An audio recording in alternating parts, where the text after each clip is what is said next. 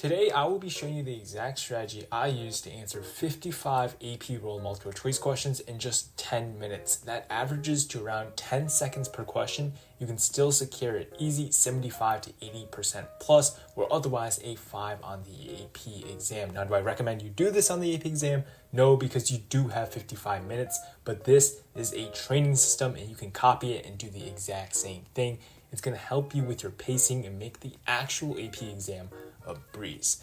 But what exactly is the secret? Well, you are going to just skip the stimulus. If that sounds crazy, don't go anywhere. I'll be explaining everything, how it works, best practices, alongside some killer tips for the multiple choice section in general. And at the end of this video, I'll flash on the screen some AP World multiple choice questions so you can use this strategy in practice. Onto the actual strategy, which boils down to skipping the long quotes and blocks of text, the stimulus, essentially, right? So what you want to do for this training is aim to spend as little time per question as possible. You want to treat it as a race, like a game, a challenge. And at this point, although accuracy is nice in the beginning, your utmost priority is to start recognizing question patterns and cues so that you can instantly recognize them on the actual AP exam. You can find unlimited practice material online using something like Crack AP. It's pretty much just questions from review books like Princeton, Barron's, all of them compiled, and you are going to run this strategy 2 to 3 times before taking a traditional practice exam at 55 minutes. Now, when you do take that full practice exam at 55 minutes, it will feel so relaxed without feeling rushed because you've been trained on recognizing patterns and filtering through the jargon, nonsense, and unimportant details in order to get to the final answer.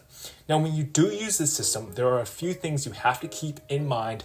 Otherwise, it is going to be tough. The first is to always read the small parts like source headings, who it's by, doc dates, etc. Just not the big fat blocks of text and crap. Don't read those. Now, next, you also want to make sure you really understand, also utilize the chronological sequences within history and understand the broad cause and effects. Legit, you do not need to memorize any dates or anything like that, but you do need to at least know what generally is going on in each period of history.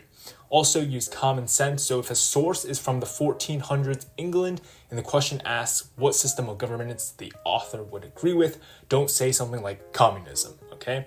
And another thing is to look for obviously wrong answers and eliminate them straight away.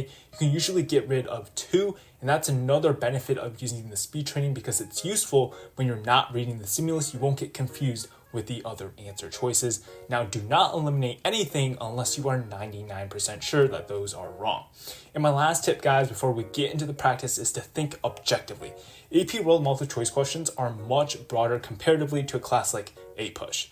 This means you need to have a general grasp of the knowledge, time era, trends, whatever, in order to pick the right answer.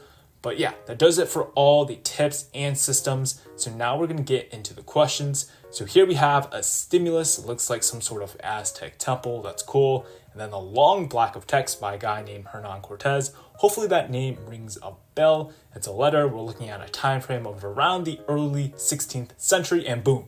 That's all we need to do with the stimulus, less than 10 seconds to analyze it. And now we're going to answer the questions. They will flash on the screen. Pause the video to answer them, and I'll leave the answers along with my reasoning in the pinned comment below. That's all. Good luck on your exam, and make sure you subscribe if you learned something.